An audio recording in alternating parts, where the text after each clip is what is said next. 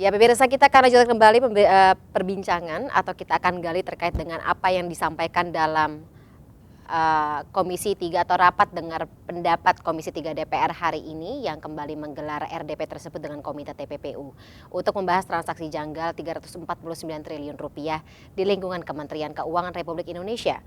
Transaksi yang mencurigakan ini masih hangat jadi perbincangan publik karena data yang disampaikan oleh Menko Polhukam sebagai Ketua Komite TPPU berbeda dengan data yang disampaikan oleh Menteri Keuangan Sri Mulyani yang juga merupakan anggota Komite TPPU. Meski dijelaskan tidak ada perbedaan data karena bersumber dari data agregat yang sama, namun publik menilai ada sesuatu yang disembunyikan dari laporan hasil analisis PPATK tahun 2009-2022. Jadi pertanyaannya, bagaimana perbedaan perspektif tersebut disampaikan kepada publik sebelum duduk bersama untuk mencocokkan data? Kita akan mengulasnya bersama dengan pakar hukum tindak pidana pencucian uang, Fahrur Dali Munte. Selamat sore Bang Rozi. Sore Mbak Fani. Bang Rozi, ada komentar tersendiri Bang Rozi kalau misalnya sebagai pakar atau katakanlah sebagai researcher gitu membaca data, ketika ada data yang dipunyai oleh ketua komitenya kemudian berbeda dengan data yang disampaikan oleh anggota komitenya dari kementerian yang berbeda, apa yang bisa Anda tangkap dari sini? Ya, kalau perbedaan data saya kira mungkin saja karena Wajar, yang ya? mengeluarkan adalah instansi masing-masing. Cuma jadinya saya agak sedikit menyayangkan apa fungsi dan peran dari komite ini. Fungsi dan peran komite ini sesuai dengan Undang-Undang TPPU dan kemudian dibentuk dalam Perpres, tujuannya adalah koordinasi. Jadi jika ada perbedaan data antara satu instansi dan instansi lain di bawah komite ini, artinya berarti komite ini tidak jalan dan tidak melaksanakan tugas dan wewenangnya sebagaimana diamanahkan oleh undang-undang. Baik, Bang Roji, kita tahan dulu ya dialognya. Saya akan ajak Anda dan juga pemirsa untuk kembali ke Komisi 3 DPR Republik Indonesia untuk mendengarkan pernyataan terkini dari Mahfud MD selaku Menko Polhukam. Menjadi masalah itu sebenarnya per hari ini sudah selesai. Meskipun memang prosedur formal ke Mahkamah Agung pasti adalah kasasi dan sebagainya itu masih mungkin. Tapi secara substansi sudah tidak ada jawaban lain bahwa pemilu itu memang tidak bisa diputuskan jadwalnya dan persyaratannya oleh pengadilan umum. Dan itu sudah selesai di Bawaslu dan PT UN kemarin. Jadi ya kita siap-siap aja. Dan saya berharap KPU juga semakin lebih bersemangat dengan keputusan hari ini. Itu aja. Apa? Oh nantilah sebentar lagi, tapi kan keputusannya tadi bagus, sudah merupakan apa yang kami putuskan di dalam dan sudah disetujui oleh DPR. Nanti satgasnya ya tidak lama lagi lah, ini kan minggu depan udah mulai libur lebaran. Apa? Bedanya? Oh kalau komite itu permanen, mengikuti jabatan dan periode. Kalau satgas itu kasuistis, seperti ad hoc, menyelesaikan kasus ini itu satgas namanya, tidak permanen. Tapi tadi di Komisi 3 mengatakan bahwa sebenarnya satgas tidak perlu dibentuk karena sebenarnya mirip saja bagiannya dengan Komite TPPU. Beda. Karena kalau komite itu semuanya tindak pencucian uang di semua institusi, sedangkan ini kan hanya yang menyangkut bea dan cukai dan pajak. Beda ya. Udah cukup?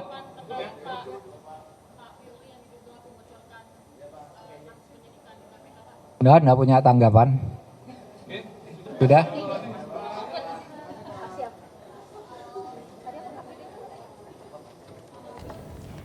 Baik pemirsa, tadi kita sudah dengarkan pernyataan dari Menko Polhukam Mahfud MD dan sekarang saya akan lanjutkan kembali dialog bersama dengan Bang Rozi terkait dengan bagaimana seorang pakar TPPU ini melihat adanya perbedaan data antara anggota komite dan implikasinya tentu saja bagi kinerja komite ini. Ya, jadi Mbak, tadi seperti saya katakan bahwa perbedaan data yang ada selama ini menunjukkan bahwa komite tidak jalan, komite tidak melaksanakan tugasnya.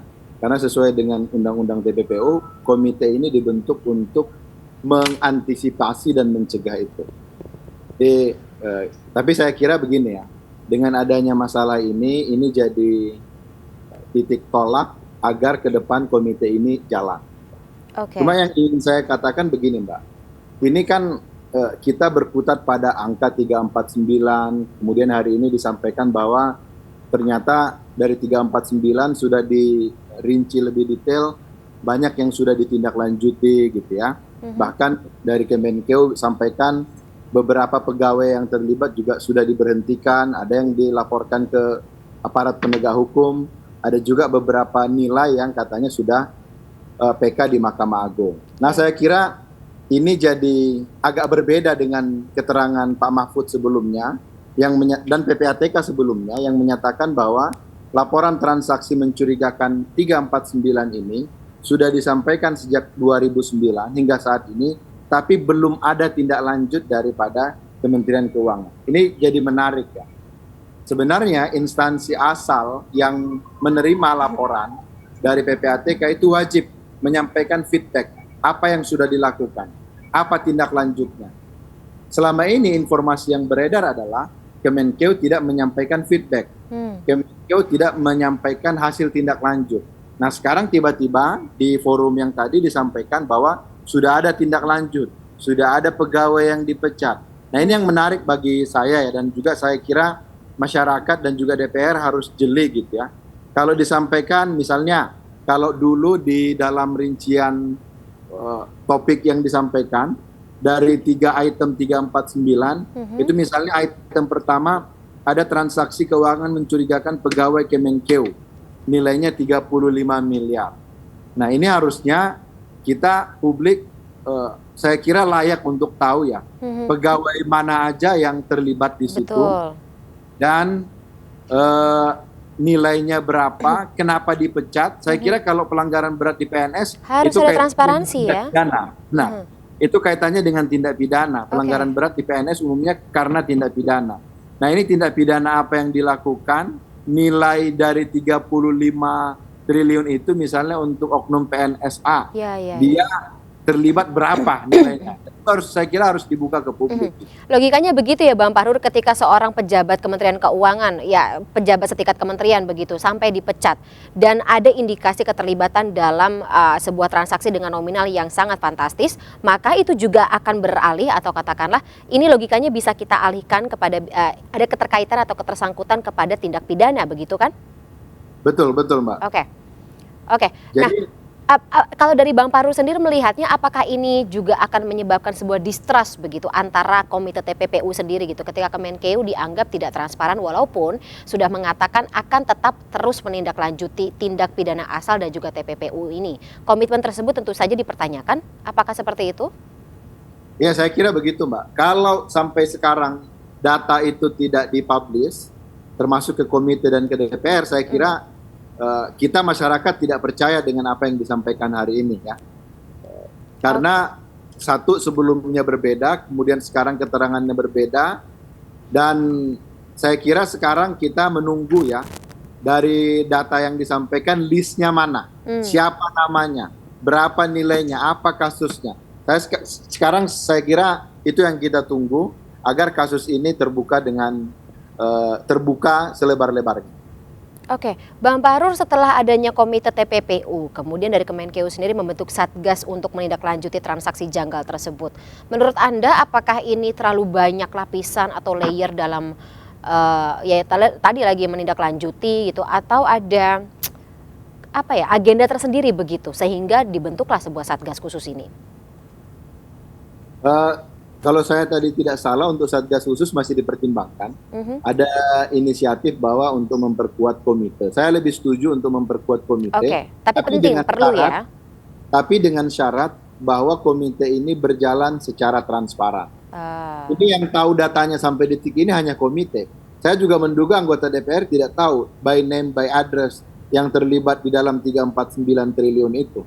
Saya kira sekarang waktunya untuk dibuka, apalagi katanya sudah ada kasusnya.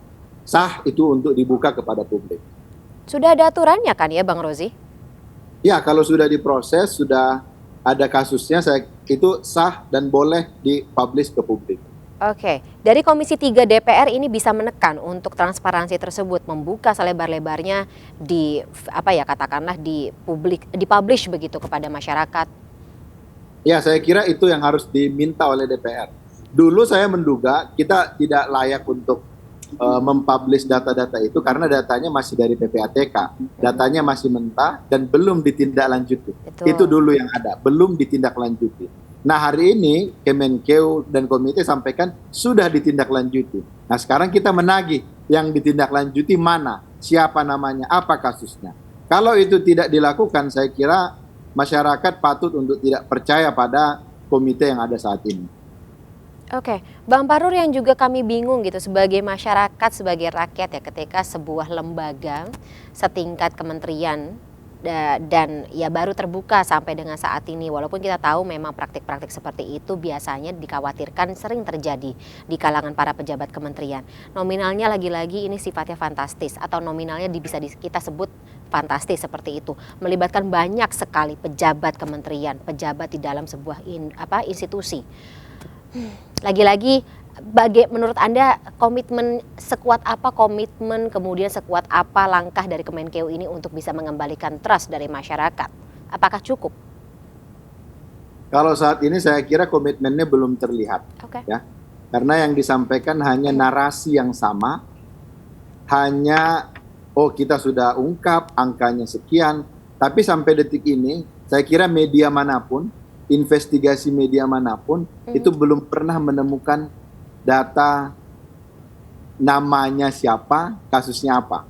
Betul. Jadi saya wajar akhirnya menduga benar nggak ada kasus ini, benar nggak ada tindak lanjutnya. Karena pengalaman sebelum-sebelumnya untuk kasus-kasus dengan nilai fantastis seperti ini, itu sangat mudah bagi media akhirnya untuk mencium namanya siapa, listnya apa saja, hukumannya apa saja, itu saya kira sangat mudah kalau memang kasusnya ada. Lah, Bang Rozi skeptis kasus ini ada? Ya gimana Mbak? Bang Rozi skeptis kasus ini ada? Saya skeptis kasus ini ada, karena sampai detik ini sudah sebulan lebih tidak ada yang terbuka satu. Jika memang tidak ada, dari kacamata Anda mengapa isu ini dilempar? Ya itu yang sebenarnya perlu dipertanyakan lebih lanjut ya kepada yang melempar awalnya. Tapi saya kira memang begini Mbak, bisa jadi memang ada transaksi kebijakan. Dan bisa jadi memang PPATK memberikan itu kepada Kemenkeu. Yang saya skeptis adalah apa yang terjadi hari ini Kemenkeu sampaikan sudah tindak lanjuti, tapi kita masyarakat tidak tahu apa yang detail yang ditindaklanjuti. Tapi kalau dugaan bahwa dari PPATK sudah ada transaksi mencurigakan yang dikirim ke Kemenkeu, saya kira itu data yang benar, bahwa itu temuannya ada. Cuma yang saya skeptis adalah apakah dari temuan itu sudah ada tindak lanjut atau tidak. Kalau saya secara pribadi belum yakin ada tindak lanjut. Oke, menurut Anda bagaimana keseriusan pemerintah sendiri ya, katakanlah dari pemberi mandat untuk pembentukan komite TPPU ini gitu? Pemberi mandat kan presiden ya. Bagaimana saya menurut Anda? belum pernah dengar ya bahwa presiden memberikan statement untuk kasus ini dibuka tuntas, semua yang terlibat diproses. Saya kira sampai sekarang belum ada statement dari Pak Presiden. Beda dengan kasus-kasus lain sebelumnya yang mungkin dalam beberapa waktu kemudian Pak Presiden akhirnya kasih statement. Tapi untuk kasus ini yang sekarang sudah jadi perbincangan publik, menimbulkan juga ketidakpercayaan publik kepada pemerintah, saya kira Presiden sudah sepatutnya untuk kemudian konferensi pers untuk menentukan sikap, membuka data ini seluas-luas.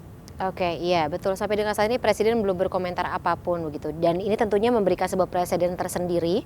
Walaupun memang komite TPPU sudah dibentuk, apakah Presiden ikut serta kemudian juga cukup concern begitu dengan isu ini? Menurut Anda isu ini harusnya memang sudah mendapatkan sebuah perhatian khusus dari Presiden ya sampai memberikan pernyataan ya? Saya kira sudah sangat layak ya. Mungkin saya bandingkan dengan sebelumnya Piala Dunia ya, Piala Dunia U20 yang kalau nilai keuangan negaranya jauh di bawah ini, Presiden di bawah seminggu langsung statement ya. Nilainya kalau tidak salah cuma 500 miliar. Nah ini 349 triliun melibatkan banyak pihak, tapi sampai sekarang Presiden belum kasih statement. Oke, baik. Bang Fahrur, saya ingin kembali lagi kepada beberapa tupoksi yang dimiliki baik untuk Kemenko Polhukam maupun Kemenkeu dan juga PPATK serta Komisi 3 DPR. Menurut Anda, apakah sudah sesuai dengan SOP atau katakanlah tupoksi dari masing-masing institusi dalam mengusut kemudian juga menindaklanjuti terkait dengan tuduhan 349 triliun itu masing-masing, terutama untuk Kemenkeu dan juga PPATK sendiri? Untuk instansi masing-masing, saya belum bisa komentar karena belum tahu detail sikap mereka untuk yang ada saat ini. Tapi berkaca dengan yang ada sekarang bahwa mereka itu memberikan statement atas nama Komite TPPU, saya kira itu sudah sesuai dengan fungsi dari komite ini. Komite ini berwenang untuk mencegah dan memberantas. Nah, cuma memang apakah sudah dilakukan atau tidak, itu tadi balik lagi ke pertanyaan. Kalau saya sampai sekarang menduga itu belum dilakukan karena kita belum dapat datanya. Satu lagi gini Mbak, jadi dulu saya ingat bahwa Pak Mahfud maupun Kepala PPATK sampaikan bahwa ini pencucian uang ya. Jadi di dalam hasil analisis PPATK itu disebut mencurigakan, sebenarnya indikatornya ada 4. 2 diantaranya itu kalau terkait dengan tindak pidana pencucian uang. Misalnya antara lain diduga duit itu berasal dari tindak pidana atau duit itu merupakan sarana melakukan tindak pidana. Nah, jadi kalau dulu Pak Mahfud dan Kepala PPATK sudah menyatakan bahwa ini terkait dengan TPPU, maka ini hasil yang ada saat ini menyimpulkan bahwa ada pegawai yang dipecat atau dikasih sanksi administratif, ini saya kira jadi tidak match ya, tidak nyambung. Satu sisi menyatakan bahwa ini sudah ada pidana, tapi kenapa sanksi yang muncul hanya administratif? Harusnya PPATK dan Pak Mahfud waktu itu menyampaikan dengan data yang mereka lihat bahwa ini ada dugaan kuat tindak pidana. Harusnya hasil akhirnya adalah ada orang yang dipenjara karena pencucian uang. Baik. Nah, saya kira dari data yang tadi disampaikan, walaupun kita belum ada datanya, tapi dari narasi yang disampaikan, itu tidak ada satupun oknum di dalam Kemenkeu yang dipidana karena pidana pencucian uang. Semuanya sanksi administrasi begitu ya Bang Fahrur? Hanya sanksi administratif. Jadi tidak nyambung ya antara dugaan awal yang sudah jelas tadi ada pidana pencucian uang dengan implikasi yang diberikan kepada pegawai yang terlibat. Interesting takes. Kita masih tetap harus mengawal ya karena masih akan ada rapat dengar pendapat lagi antara Komisi 3 dengan pihak-pihak terkait lainnya pasca Lebaran. Kita tunggu seperti apa, apakah transparansi ini akan kita terima ya Bang Fahrur. Bang Fahrur, terima kasih sebelumnya atas insight-nya dalam MNC News Breaking News sore hari ini. Kita ketemu lagi di lain kesempatan. Selamat sore, sampai jumpa. Sore Mbak Fani.